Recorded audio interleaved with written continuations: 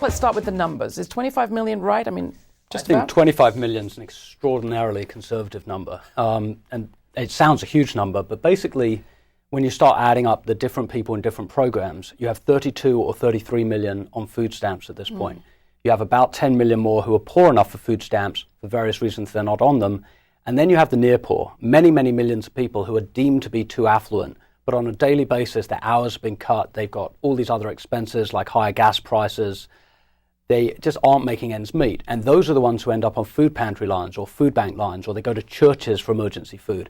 When you add up all of those, it looks to me like we're talking about 50 or 60 million Americans, about 1 in 5, 1 in 6 Americans, who are so poor at this point that the market has failed them. The food's out there, they can't access it. So they're hungry, they're insecure, they're anxious about their economic security.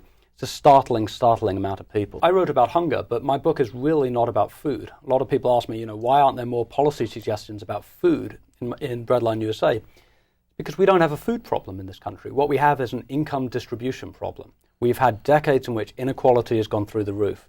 And we've had decades in which for the poorest sector of the population, the money just isn't there to access the food that is. Now, you asked me who benefited. When I was researching my book, I wanted to answer that question, so I researched the Forbes billionaire list.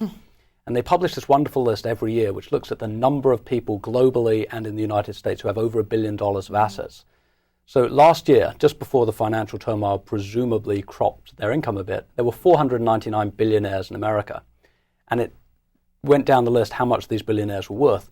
Well, if you added up, those 499 billionaires had the combined assets of the annual salaries of 30 million American workers. Now, when you have an inequality level like that, something's got to give, because what that means is we're concentrating wealth among a very, very tiny plutocracy.